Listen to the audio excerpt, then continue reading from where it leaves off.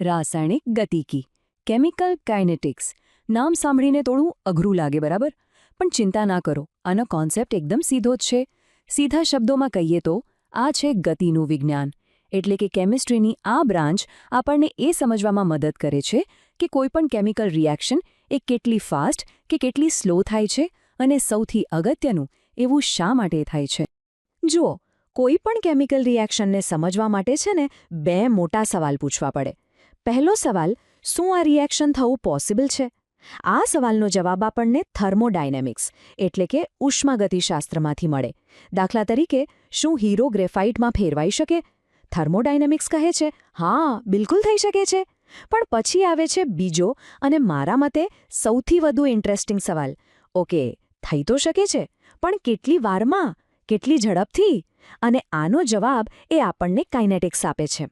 અને હીરાની વાત કરીએ તો આ પ્રોસેસ એટલી બધી ધીમી છે કે આપણે બધા શું કહીએ છીએ? Diamonds are forever. તો સવાલ એ છે કે આ કેમિકલ સ્પીડ માપાય કેવી રીતે? ચાલો એકદમ સિમ્પલ એક્ઝામ્પલ લઈએ. જેમ કે આપણે ગાડીની સ્પીડ માપીએ છીએ કેવી રીતે? કે ભાઈ આટલા સમયમાં આટલું ડિસ્ટન્સ કવર કર્યું. બસ, કેમિસ્ટ્રીમાં પણ એ જ લોજિક છે. અહીં ડિસ્ટન્સ એટલે પદાર્થની કોન્સન્ટ્રેશન એટલે કે સાંદ્રતામાં કેટલો ચેન્જ આવ્યો અને એ ચેન્જ આવતા કેટલો સમય લાગ્યો. બસ આ જ છે રિએક્શનનો રેટ એટલે કે વેગ. ઓકે, આ કોન્સેપ્ટને બરાબર સમજવા માટે ચાલો એકદમ બેઝિક હાઇપોથેટિકલ રિએક્શન લઈએ.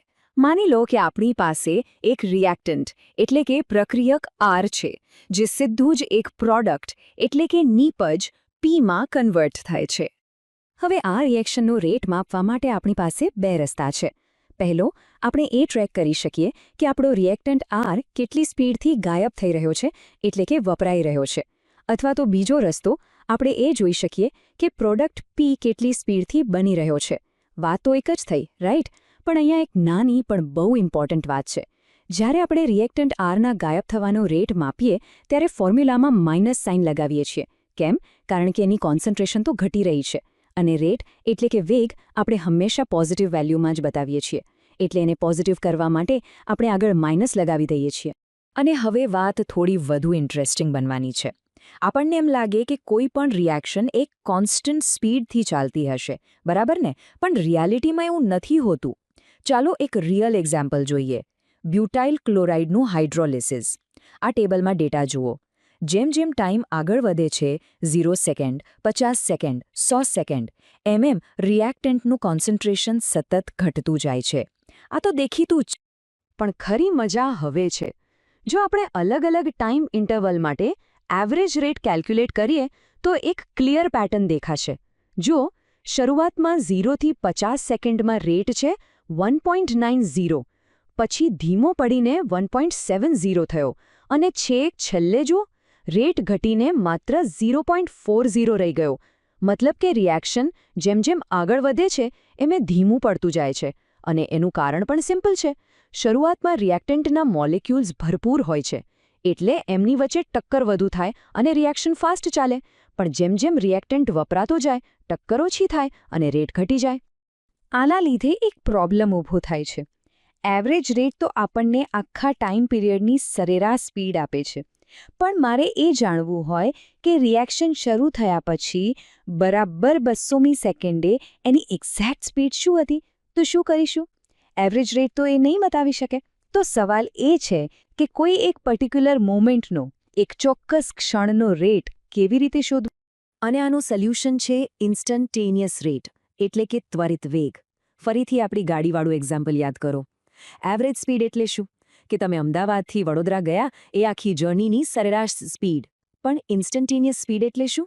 કોઈ પણ એક મોમેન્ટ પર તમે સ્પીડોમીટરમાં જે સ્પીડ જુઓ છો એ. બસ એ જ કોન્સેપ્ટ અહીં છે.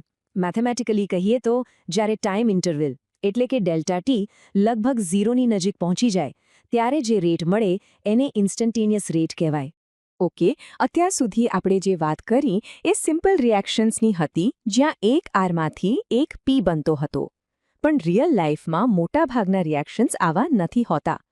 હવે આપણે એ જોઈએ કે જ્યારે રિએક્ટન્ટ અને પ્રોડક્ટના મોલિક્યુલ્સની સંખ્યા અલગ હોય, જેને આપણે સ્ટોઇકિયોમેટ્રી કહીએ છીએ, ત્યારે શું થાય છે. જુઓ, અહીં 2 એક્ઝામ્પલ છે. ડાબી બાજુ મર્ક્યુરી અને ક્લોરીનની રિએક્શન છે. અહીં એક Hg અને એક Cl2 મળીને એક HgCl2 બનાવે છે. 1:1 રેશિયો છે, એટલે બધાના રેટ સરખા હશે. પણ હવે જમણી બાજુ જુઓ, હાઇડ્રોજન આયોડાઇડ HIનું વિઘટન. અહીંયા 2 HI મોલિક્યુલ્સ તૂટે ત્યારે એક H2 અને એક I2 બને છે. હવે વિચારો, જે ટાઈમમાં H2નો એક મોલિક્યુલ બને છે એ જ ટાઈમમાં HIના કેટલા મોલિક્યુલ્સ વપરાઈ જાય છે? 2. આનો મતલબ શું થયો કે HIના વપરાવાનો રેટ H2ના બનવાના રેટ કરતાં ડબલ છે. હવે જો અલગ અલગ પદાર્થ માટે રેટ અલગ અલગ હોય તો આખા રિએક્શનનો એક યુનિક સિંગલ રેટ કયો ગણવો? અહીં કન્ફ્યુઝન થઈ શકે, પણ એના માટે એકદમ સિમ્પલ સોલ્યુશન છે. જે પણ પદાર્થનો રેટ તમે લો એને બેલેન્સ્ડ ઇક્વેશનમાં એના સ્ટોઇકિયોમેટ્રિક કોએફિશિયન્ટ એટલે કે એની આગળ જે નંબર લખેલો હોય એનાથી ડિવાઇડ કરી દો. બસ આટલું કરવાથી આખા રિએક્શન માટે આપણને એક જ યુનિફોર્મ રેટ મળી જશે. ચાલો પાછલા ઉદાહરણમાં જ આને એપ્લાય કરીએ. આપણને ખબર છે કે HIના વપરાવાનો રેટ ડબલ હતો, તો આપણે શું કરીશું? HIના રેટને એના કોએફિશિયન્ટ એટલે કે 2 વડે ડિવાઇડ કરી દઈશું. અને જેવું આપણે આમ કરીશું, બૂમ!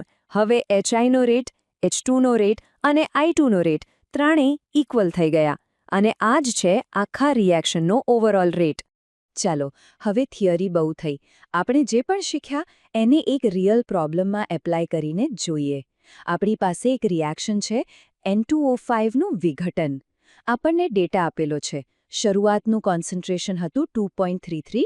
184 મિનિટ પછી એ ઘટીને 2.08 થઈ ગયું. તો ચલો આ રિએક્શનનો એવરેજ રેટ કેલ્ક્યુલેટ કરીએ. ઓકે, તો સૌથી પહેલું સ્ટેપ ફોર્મ્યુલા સેટ કરીએ. એવરેજ રેટ બરાબર આપણે N2O5ની વાત કરી રહ્યા છીએ, જે એક રિએક્ટન્ટ છે, એટલે સૌથી પહેલાં માઇનસ સાઇન આવશે. પછી બેલેન્સ્ડ ઇક્વેશનમાં N2O5ની આગળ શું લખ્યું છે? 2. તો આપણે એના કોએફિશિયન્ટથી ડિવાઇડ કરવું પડશે, એટલે આપણે 1/2થી મલ્ટીપ્લાય કરીશું. અને પછી તો સિમ્પલ છે, કોન્સન્ટ્રેશનમાં ચેન્જ ડિવાઇડેડ બાય ટાઈમમાં ચેન્જ. ચાલો હવે આ ફોર્મ્યુલામાં આપણી વેલ્યુઝ મૂકીએ. Final concentration minus initial concentration divided by time. અને જ્યારે આપણે આખું કેલ્ક્યુલેશન કરીશું ત્યારે આપણને આન્સર મળશે 6.79 × 10⁻⁻4 mole litre inverse minute inverse. આ આપણું આન્સર છે. આ છે આ રિએક્શનનો overall average rate. Okay, great. આપણને ઓવરઓલ રેટ તો મળી ગયો, પણ આની મજા શું છે? આની મજા એ છે કે હવે આ એક વેલ્યુ પરથી આપણે રિએક્શનમાં રહેલા બીજા કોઈપણ પદાર્થનો રેટ શોધી શકીએ છીએ. તો ચાલો આનો જ ઉપયોગ કરીને આપણે એ શોધીએ કે પ્રોડક્ટ NO2 કઈ સ્પીડથી બની રહ્યો છે. આપણને રિલેશનશિપ ખબર છે, overall rate equals to 1/4 into NO2ના બનવાનો રેટ બરાબર, કારણ કે NO2નો કોએફિશિયન્ટ 4 છે. તો હવે જો મારે NO2ના બનવાનો રેટ જોઈતો હોય તો શું કરવું પડે? સિમ્પલ, ઓવરઓલ રેટને 4થી મલ્ટીપ્લાય કરી દો. તો આપણો જે આન્સર આવ્યો હતો 6.79 × 10⁻⁻4 એને 4થી મલ્ટીપ્લાય કરીએ તો આપણને NO2ના બનવાનો રેટ મળશે, જે છે 2.72 × 10⁻³ mall litre inverse minute inverse. તો અત્યાર સુધીમાં આપણે શું શીખ્યા? રિએક્શનનો રેટ શું છે, એને માપવો કેવી રીતે, એવરેજ રેટ, ઇન્સ્ટન્ટેનિયસ રેટ અને અલગ અલગ સ્ટોઇકિયોમેટ્રી હોય તો શું કરવું. પણ આ બધું તો ખ્યાલ શરૂઆત છે. કેમિકલ કાઇનેટિક્સની અસલી પાવર તો એ સમજવામાં છે કે આ રેટને આપણે કંટ્રોલ કેવી રીતે કરી શકીએ. એવા કયા ફેક્ટર્સ છે જે બદલીને આપણે કોઈ રિએક્શનને ફાસ્ટ કે સ્લો કરી શકીએ. फ्रेंड्स, इस वीडियो को पूरा देखने के लिए आज ही फ्लेक्सी टीचर ऐप सब्सक्राइब करें, जहां आपको मिलेंगे animated videos, digital books, text book solutions, notes, DPP और क्विज. और हाँ, flexi teacher app mobile, TV और कंप्यूटर पर अवेलेबल है. और अगर आपके पास इंटरनेट नहीं है तो तुरंत ऑफलाइन सेट टॉप बॉक्स के लिए संपर्क करें. Flexi teacher, the one you needed.